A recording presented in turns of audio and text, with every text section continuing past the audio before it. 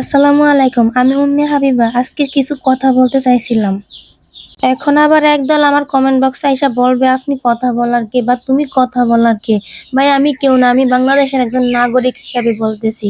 আমি গর্ব করে বলতে পারবো আমাদের বাংলাদেশে এরকম কেন হচ্ছে? এই দেশটা এরকম কেন? নিজের জীবনের কোনো মূল্য দিচ্ছে না মানুষ। আমাদের জীবন নিয়ে ছিনিবিনি খেলতেছে, জীবন নিয়ে খেলার পুতুলের মতন যেমনি খুশি তেমনি নাচতেছে, হাজার হাজার মায়ের বুক খালি করতেছে।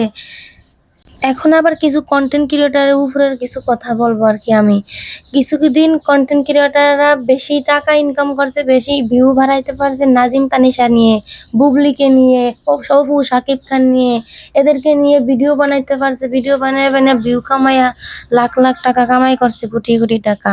হ্যাঁ, আজকে যে আমাদের ভাই ও বোনেরা সবার কথাই বলতেছি, সবাই যেই সবার বিরুদ্ধে আজকে যেরকম কোটা নিয়ে যে আজকে সবার জীবন নিয়ে খেলা চলতেছে, আপনারা সেই কন্টেন্ট ক্রিয়েটাররা দেখি এখন নাচ গান ভিডিও আপলোড দিচ্ছে।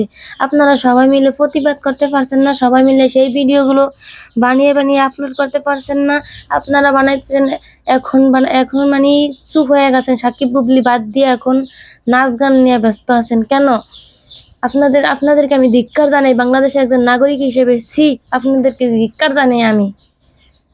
অনেকে বলতে পারে এই টপিকে তুমি কথা বলার প্রয়োজন ছিল না, আমাকে খারাপ কিছু ভাবে ভাবতে পারেন। আমি খারাপ ভাবে ভাবতেছি না, কিন্তু আমার দেশে এরকম চলতেছে। আমার দেশে আমাদের কি ভাই বোনেরা সবার বুক খালি হইতেছে, মার বুক খালি, মার কোল খালি হইতেছে। এই জন্য আমি কথা বলতেছি। মানুষ যখন নিজেদের অধিকার আদায়ের জন্য আন্দোলন করে, তখন তারা হয়ে ওঠে রাজাকার। আর তারা কি?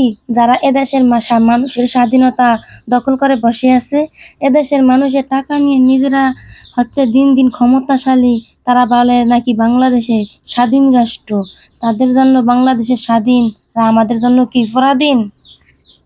এই দেশে জন্ম নেওয়াটাই একটা ভুল। আবার বলা হয় কিনা সোনার বাংলাদেশ। কি অবস্থা দেশে! যে কথা আছে না, বন্ধ থাকুক লেখাপড়া, অন্ধ থাকুক জাতি, আগামীতে দেশ চালাবে মুক্তিযোদ্ধার নাতি। মানে মুক্তিযোদ্ধারাই সব, আর আমরা যারা জনগণ আছে তারা কিছুই না। তারা শিক্ষা করে, তারা বৈশা বৈশা ভ্যান চালাক, বসে বসে খাক, বসে বসে তাদের খাওয়াবে কেটা? কে খাওয়াবে বসে? এরা প্রতিবাদ করতে গেলে দেশে সমস্যা। হাজার হাজার শিক্ষার্থী ঘরে বসে রয়েছে, পড়ালেখা করে, আর মুক্তিযোদ্ধারা চাকরি বাকরি কত কি করে খাইতেছে, চাকরি ছাড়াও বসে বসে খাইতে পারতেছে মুক্তিযোদ্ধারা। এটা কি ভাই? কোন দেশে বসবাস করি আমরা? বলেন আপনারা। আর কিছু বলতে ইচ্ছা করছে না, ভাষা নাই মুখে আর।